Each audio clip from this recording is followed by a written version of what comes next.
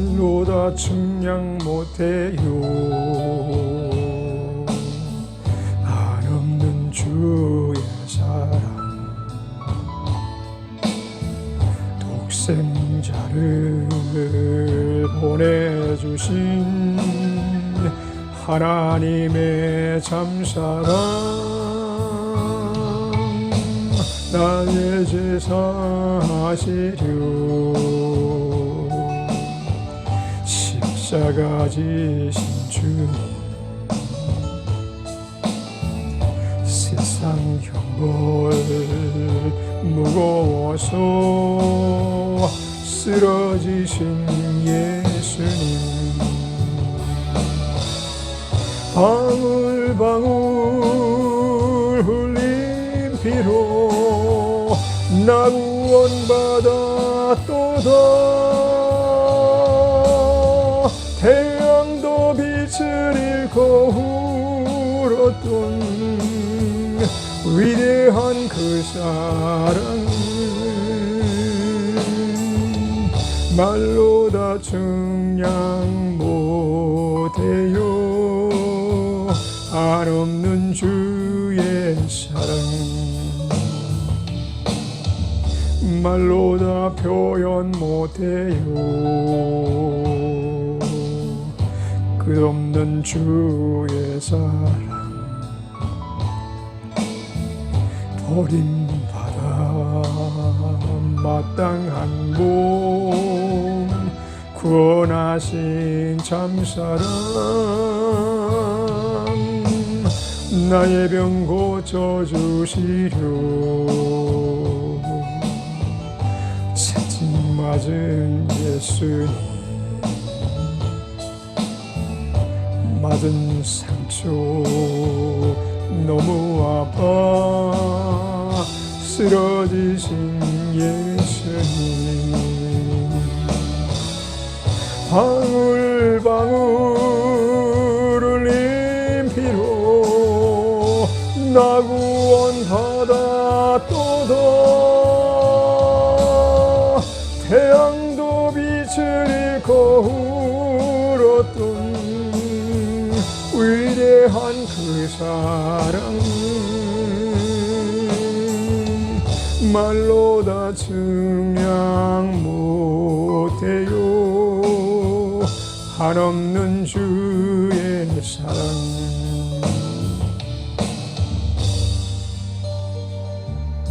사랑이 많으신 아버지, 감사와 찬송과 영광을 이 아침에 주님께만 온전히 올려드립니다.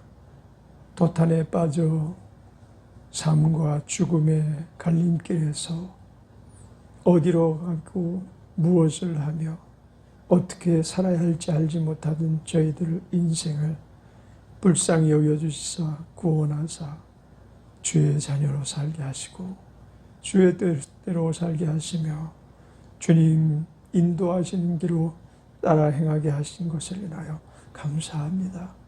이제 우리는 오직 주만 바라보며 달려나아가고 살아가게 하옵소서. 행하는 모든 일들이 주의 인도하심 속에 승리의 삶이 되게 하옵소서. 이 한 주간도 시작하니 하나님께서 일일이 간섭하시고 또한 돌보시고 은혜 가운데 이끌어 주시옵소서. 감사 찬양하며 예수님의 이름으로 기도드렸습니다. 아멘. 하나님의 말씀 갈라디아서 5장 13절입니다. 13절부터 읽겠습니다.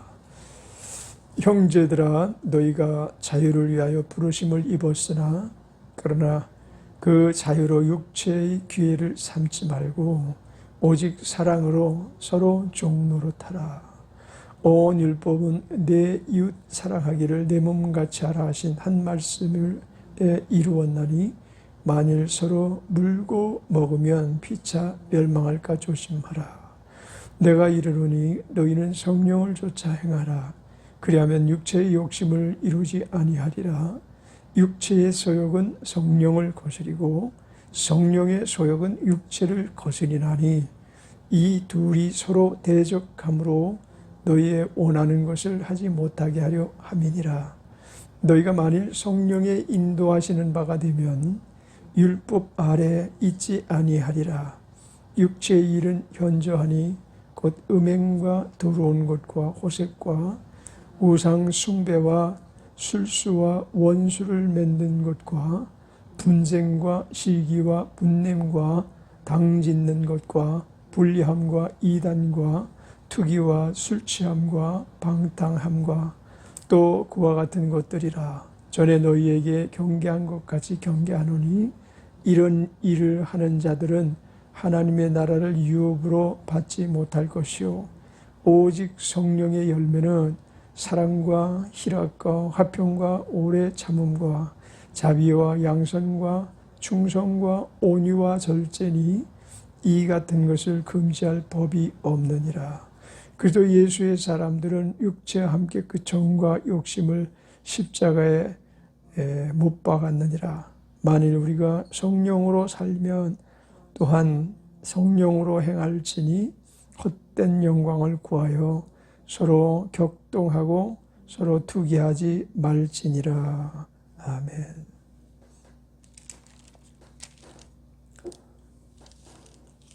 갈라디아서 5장 1절에 그리스도께서 우리로 자유케 하려고 자유를 주셨으니 그러므로 굳세게서 다시는 종의 멍에를 매지 말라라는 말씀을 주셨습니다.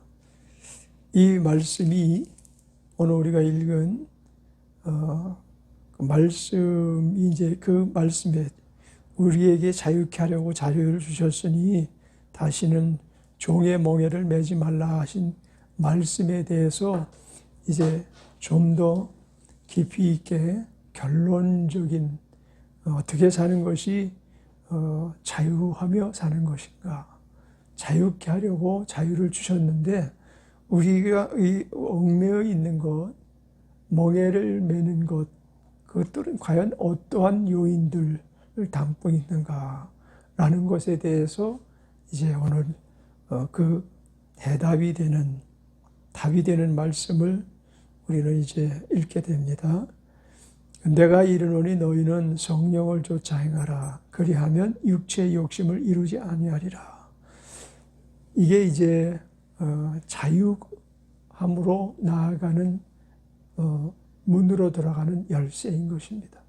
우리가 멍에를 메고 자유를 잃고 자유 없이 살아가는 삶의 모습이 어떠한가 하면 육체의 소욕을 따라 사는 삶인 것입니다.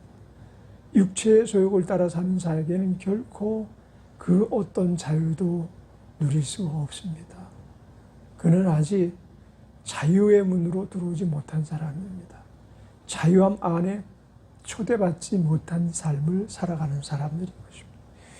우리의 육체의 소욕은 성령을 거스린다고 그랬습니다. 마찬가지로 성령의 소욕은 육체를 거스리죠. 그 성령의 소욕, 성령을 따라서 행하게 되는 삶은 살면 육체의 소욕을 거슬려서 우리를 끊임없이 자유케 하지 못하는, 자유하지 못하게 하는 삶을, 우리의 자유를 이루지 못하게 하는 방해되는 요인들, 이 모든 것들이 다 육체의 소욕 안에 담고 있어요. 이건 아주 육체의 소욕은 육체의 일은 현저하니 19절에 육체의 일은 현저하니 곧 음행과 더러운 것과 호색과 우상숭배와 술수와 원수를 맺는 것과 분쟁과 시기와 분냄과 당짓는 것과 불리함과 이단과 투기와 술취함과 방탕함과 또 그와 같은 것들이라 이렇게 정의를 내리시고 있죠. 이런 것을 가지고는 결코 자유할 수 없는 거예요. 지난 한 주간 이 구한말에 이제 여러 가지 있었던 그 역사적인 그런 기록물을 많이 보면서 그 구한말에 이 나라의 백성들의 삶의 모습이 정말 답답하기 이를 데 없는 삶을 살았다라는 것을 느낄 수가 있었습니다. 우리는 그 시대를 살아보지 못했기 때문에 우리는 너무나 지금 개혁된 대한민국에서 살아가고 있기 때문에 그와 같은 삶을 상상할 수 없을 만큼 그들은 처절하게 가난했고, 외국인들이 이제 대원군이 세국 정책을 펼쳤잖아요. 고정 임금이 이제 우리나라의 고정 임금이 이제 마지막 구한 말에 아주 역동기에 처한 그런 가운데 정권이 이제 아주 마지막까지, 다시 말하면 2조 500년 역사에 마감하는 시점에 왕으로 그 삶을 살았던 분입니다. 격동기에 정말 슬픔과 괴로움이란 괴로움, 고통이란 고통, 왕으로서는 도무지 감당할 수 없는 수치스러운 일들을 엄청 당했고, 그때 이제 일제 침략이 있었죠. 근데 사실 당시에 그 대한민국의 그 한국의 실정이 어떠했는가 하면 소망이 없는 삶들을 살았어요. 이 당파 싸움이 얼마나 심했는지 자기의 그 세력들이 정권을 찬탈하기 위해서 아주 엄청난 그 혼란을 야기시키는, 국정이 거의 마비되게 할 정도로 그와 같은 일들이 계속 2조500년 역사 속에 그런 일들이 계속 벌어져 왔죠. 왕자의 난이 여러 번 있었고, 또 반역이라는, 그래서 임금을 축출해내는 일도 있었고, 철종 때에 이제 그 후계자가 없는, 후사가 없이 임금이 돌아가셨죠. 그때 당시에 이제 거의 실권을 장악하기 위해서 노력을 하고 드디어 때를 얻은 사람이 대원군이에요. 대원이 대감이라고 그러죠. 대원군. 그건 고종의 아버지죠. 대원군이 결국은 이제 고종이 임금이 되게 하고 섭정을 합니다. 어린 고종이 또 온순한 고종 임금이 온순했던 것 같아. 섭정을 하면서 세국 정책을 펼쳤어. 그러다 보니까 외국의 그때 당시에 그 개혁된 문명이 이 나라에 들어올 수가 없었어요. 그래서 몇 번 그 배를 타고 한국에 들어왔던 외국의 문명을 가지고, 기독교를 가지고, 그때 당시에 그 배를 타고 막 이런 신천지 같은 세상을 찾아다녔던 사람의 거의 대부분은 선교사 출신들이 많았어요.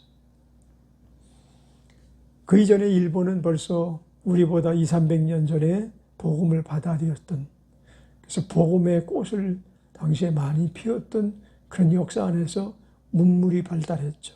문명이 발달하고 세계에 발달된 문명을 많이 받아들여서 한국과는 상대가 되지 않는 국력을 아주 튼튼하게 만드는 계기가 됐고, 국방이 튼튼해짐으로 이제 대동아 전쟁을 일으키기 위한 그와 같은 준비를 하고 있을 때 한국은 쇄국 정책으로 일관된 정책을 펼치다가 결국은 이제 고종이 이제 드디어 이제 왕권을 이제 펼치기 시작하면서 대원이 대금이 축출되고, 또 민비 명성하고만 우리의 그 아주 아픈 과거를 가졌는 이 민비가 또 대원이 대감을 엄청 미워했어요.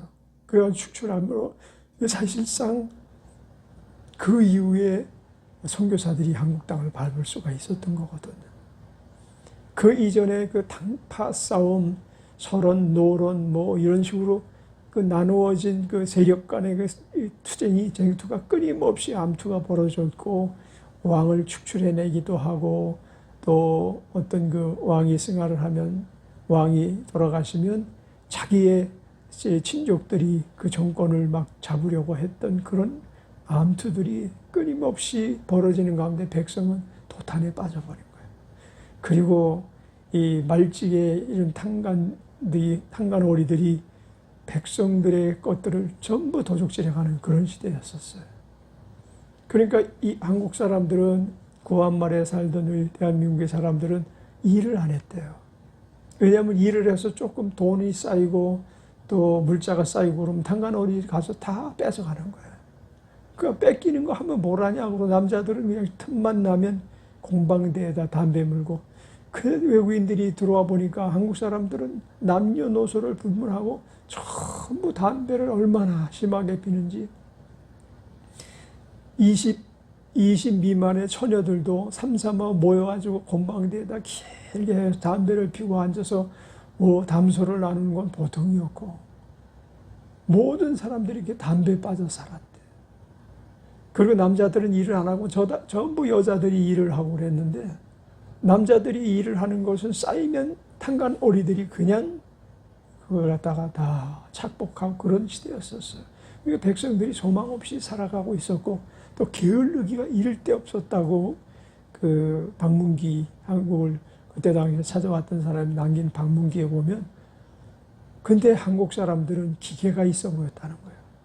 일본 사람들이 꼭 중학생 같이 보였다면 한국 사람들은 고등학생처럼 그 외모도 컸고 외모도 장대했고, 그들의 눈에 비친 한국 사람들은 특히 효사상이 남달라서 이 민족은 개화돼서 문물을 받아들이기만 하면 장차 큰 일을 할 수 있는 나라다라는 것을 몇몇 사람들이 그렇게 증거하는 글을 남기고 있어요. 그래서 어찌 보면 이것이 복음이 한국, 그 구한말에 복음이 한국 땅에 들어와서 이제 당시에 세브란스 병원도 짓고 뭐 그렇게 해가지고 선교사들에 의해서 이제 나라가 주의 은혜를 받아들이기 시작하는 그런 시절이었어요. 그게 대한민국이 오늘 선진국이 될 수 있고 세계 열방 가운데 뛰어난 국가가 될 수가 있었던 것이 아닌가. 그래서 한국이 나중에 아놀드 토인비라는 사람은 한국이 21세기 이후에 세계를 이끌어가고 선도하는 나라가 될 것이다, 이런 예언도 했고요. 그리고 타오리라는 그 시인은, 인도의 시인은 동방의 샛별이라고 한국을 그렇게 지칭하기도 했던 백이 민족이었고, 그런데 악습이 많았었어요. 정말 백성들이 자유하지 못하도록 묶는 그런 그 법들이, 악법이 많았어. 예를 들어서 임금이 죽으면 7년 동안 이 흰옷을 입고, 그게 상복이거든요. 그 광목으로. 그 흰옷을 입고 7년 동안 그 임금 돌아가신 것에 대하여 제사를 지내고 예를 갖추고 그랬다는 거예요.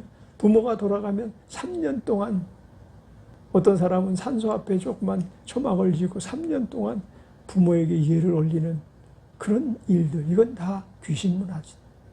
죽은 자를 향하여, 그리고 인간들을 약화시키고 발전되지 못하도록, 자유롭지 못하고 얽매게 하는 그런 일들로 하여튼 구한말의 그 시대상을 보면 정말 너무나 암울한 시기를 살았어요. 한 줄기 빛이 들어온 거죠. 복음의 빛이 들어와서 이 나라가 정말 자유케 되기 위해서, 자유케 하기 위한 하나님의 섭리 안에서 이제 차츰차츰 하나님의 복음의 역사를 통해서 사람들이 개화되기 시작했던 것입니다. 그래서 기독교인들이 급작스럽게 늘어났고요. 3.1운동 당시만 해도 기독교인들이, 수많은 기독교인들이 그 운동의 매체가 되는, 그럴 정도로. 그래서 외국인들이 막 그들이 집회를 하고 3.1 만세운동을 하고 그러는데 밖에 나가지는 못하고, 아주 전국에서 사람들이 서울로 몰려들어서 막 그냥 대한독립 만세, 대한독립 만세를 외치는 그 사이사이 찬송가가 막 들리고 그랬다는 거예요. 하나님께서 얼마나 급작스럽게 한국을 사랑하시기로 작정하시고 개화의 그 세력이 되게 하시려고 이끌으셨던가라는 것을 하나님의 섭리 같다, 그런 구한말 그 시대상을 쭉 살펴보면서, 그런 그 어떤 기록물을 살펴보면서, 이건 하나님의 섭리였다, 하나님이 건지시는 것이었지, 사람들이 이 땅에 뭐 광물을, 이 조그만 땅덩어리에 뭘 건질 게 있었겠어요. 강물을 뭐 금광을 여기서 하기 위해서 이 선교사들이 와가지고 그런 일들을 많이 벌렸지만, 그것을 통해서 선교가, 이제 선교의 문이 열린 거죠. 고종이 특별히 그 세브란소 의사 그 사람을 어의로 두고 그 신문물을 받아들인 최초의 임금이 된 거죠. 막 죽을 병도 고침을 받고 그때 당시 의술로는 죽을 수밖에 없는 거예요. 왕자들도 10세를 못 넘기고 죽은 사람이 많은 거예요. 그리고 구한말의 그 한국 사람들 얼굴을 보면 전부 천연두에 걸려서 거의 80%가 얼굴이 얼고 있는 그런 모습. 그런데 그 안에도 아주 미모가 뛰어난 사람을 보고 이 외국 사람이 와서 어떻게 저렇게 이쁠 수가 있는가 하고 사진을 찍고 가기도 하고 그랬다. 원래 한국 사람들이 타고난 그런 미모가 있었던 것 같아요. 어쨌든 이렇게 해서 하나님께서 우리 구한말의 백성들이 도탄에 빠진 백성들이 모든 멍에란 멍에는 다 짊어지고 사는 백성들을 구원하신 거죠. 자, 오늘 이 한 나라도 그렇거니와 한 개인에게도 이와 같은 일들이 반드시 있어야만 되는 것입니다. 그것은 이제 우리 주님께서 자유케 하시려고 자유를 우리에게 주시는 그런 그 특혜 안에서만 이루어지는 일이거든요. 그런데 진정한 자유는 오늘 우리가 읽은 본문 말씀에 보면 내가 이르노니 너희는 성령을 쫓아 행하라 그리하면 육체의 욕심을 이루지 아니하리라. 이것이 해답이에요. 16절. 예. 갈라디아서 5장 16절이 자유케 되는 비결이에요. 자유케 될 수 있는 오직 한 가지 길. 이것은 예수님이 주신 자유를 누릴 수 있는 한 가지 길은 성령을 쫓아 행하는 거예요. 왜냐하면 성령을 쫓아 행하면 성령의 욕심이 육체의 소욕을 이기거든요. 육체의 소욕을 이길 수 있는 유일한 힘은 성령의 소욕인 것입니다. 한 개인이 신앙적인 삶, 복된 믿음의 사람으로 바뀌어질 수 있는 비결이 성령을 쫓아 행하는 거예요. 그때 비로소 우리를 멍에로, 갖가지 멍에로 묶고 마귀의 종로로 타는 삶을 살게 했던 옛사람에서 벗어날 수 있게 하시는 것이죠. 예수 그리스도께서 십자가에서 몸짓고 죽으시면서 우리의 죄를 대속하시고 우리의 모든 허물을 용서하시고 우리의 과거의 죄, 현재의 죄, 미래의 죄를 다 대가를 지불하심으로 하나님 자녀로서 우리의 죄기를 향상시켜 주셨으며 성령께서 향상된 지위를 지속할 수 있게 해주시는 분인 것입니다. 예수님이 우리의 신분을 바꿔주셨다면 바뀐 신분의 사람이 그 바뀐 신분을 누리게 하는 역사는 언제 나타나기 시작하는가 하면 갈라디아서 5장 16절이 이루어지면서 비로소 나타나는 것입니다. 내가 이르노니 너희는 성령을 쫓아 행하라 그리하면 육체의 욕심을 이루지 아니하리라. 그럼 육체의 욕심을 이루지 말아야 될 이유가 어디 있는가 하면 그 내용을 보면 상세하게 그 내용을 열거하신 그 내용을 보면 육체의 소욕이 결코 우리를 하나님의 자녀로 살지 못하게 하는 마귀의 종로로 타면서 살아갔던 옛사람의 모습이다라는 새로운 사람으로서 결코 수용해서는 안 되는 내용이라는 것을 너무나 확실하게 드러내지 않습니까? 육체의 소욕은 첫째 성령을 거슬려요. 성령을 거스리면 결국 성령 안에서 우리가 행할 수 있는 모든 일들이 이것이 차단되고 마는 것입니다. 우리는 성령을 거스리면서 사는 자가 아니라 성령 안에서 항상 교통하면서 성령의 계시함과 또한 채워주시는 은혜를 따라 사는 사람이 되어야 될 줄 믿습니다. 육체의 소욕은 성령의 소욕은 육체를 거스리나니 이 둘이 서로 대적함으로 너희의 원하는 것을 하지 못하게 하려 함이니라. 왜 사람들이 밝게 살고 빛 가운데 살고 싶은 마음이 없었겠어요? 누구든지 강도라고 해서 그가 정말 인간답게 살고 싶지 않은 사람이 어디 있겠어요? 살인자라고 해서 자기가 정말 짐승처럼 그와 같이 인간들이 싫어하는 일들을 늘 하고 싶어서 그와 같은 일을 하는 게 아니고 자기는 하고 싶어도 자기를 잡고 있는 세력이 그렇게 만들어 가거든요.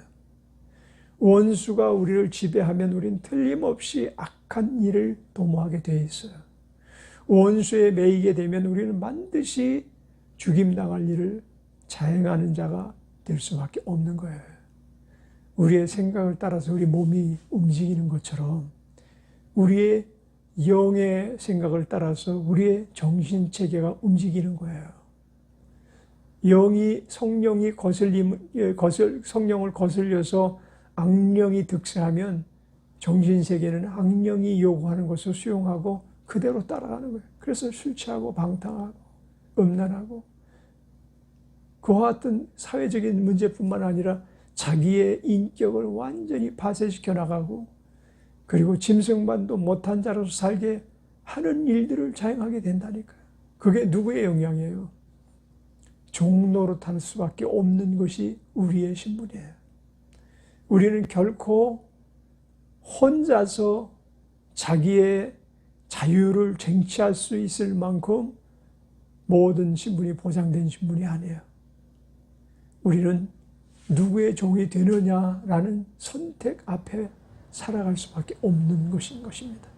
현대인들은 무슨 신이 있고 귀신이 있어 입대명천지에 21세기에 그와 같은 얘기를 하느냐 몰라서 하는 얘기죠.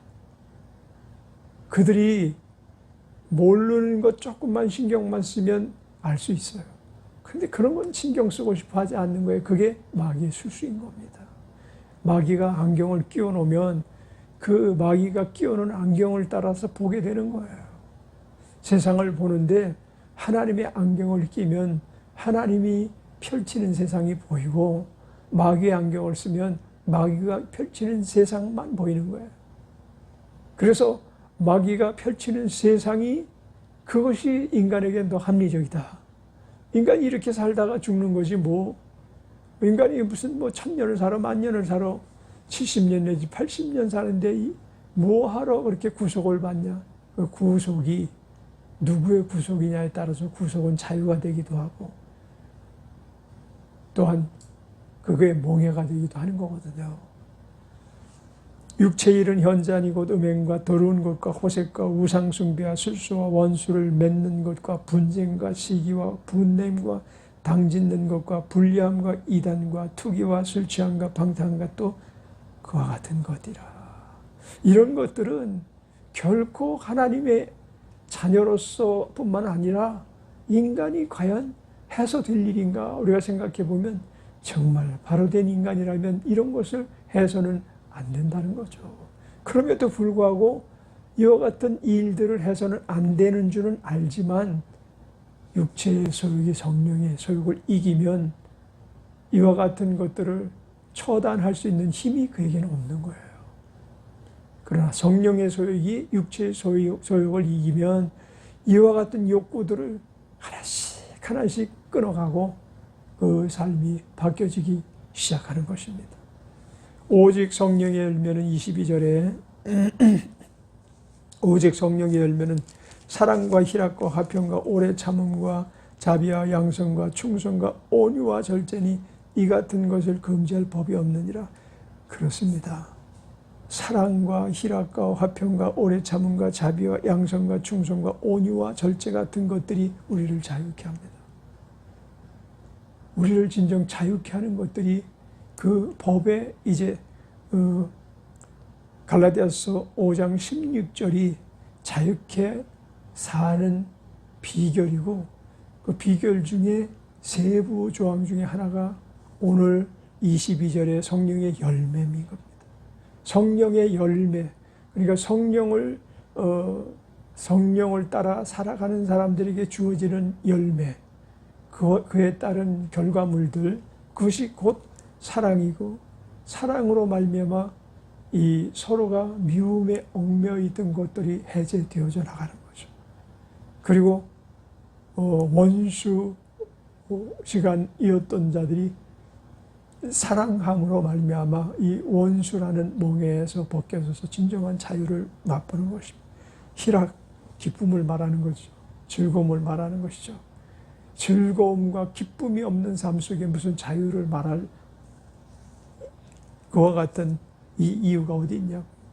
화평과 오래 참음, 자비와 양선과 충성과 온유와 절제, 이것이 하나님 자녀가 살아나가면서 하나씩 하나씩 점령해 나가야 될 고지인 거예요. 그것들이 쉽게 우리에게 오질 않습니다.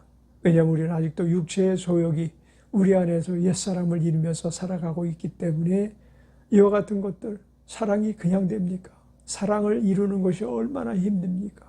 예수 그리스도의 사랑이 우리에게 그냥 말로만 하시는 사랑이었습니까? 이 고지를 점령하신 유일한 분이 예수님 한 분밖에 없으셔요. 하나님의 사랑을 온전히 우리에게 베풀고 가신 그분처럼 우리도 이 사랑의 고지를 향하여 우리가 올라감에 있어서 전혀 힘들어하지 않을 수 있을 때까지 올라가도록 하십시다. 온유와 절제 같은 것을 금지할 법이 없느니라. 그래요. 우리가 우리를 금지하는 법, 그 안에 매여 있는 것입니다. 우리를 하나님 자녀로 살지 못하도록 금지하는 많은 법 안에 아직도 묶여 있다면 이와 같은 것을 소유해서 모든 것들이 하나님 자녀로 살아가는데 금지당하지 않고 살아갈 수 있는 사람들이 되기를 바랍니다. 24절 결론입니다. 24절로 25절, 26절 같이 읽읍시다. 그리스도 예수의 사람들은 육체와 함께 그 정과 욕심을 십자가에 못 박았느니라. 만일 우리가 성령으로 살면 또한 성령으로 행할지니 헛된 영광을 구하여 서로 격동하고 서로 투기하지 말지니라. 아멘. 그렇습니다. 우리는 성령으로 사는 자가 되기를 바랍니다. 그리고 성령으로 행하며 살게 되기를 주의 이름으로 축원합니다.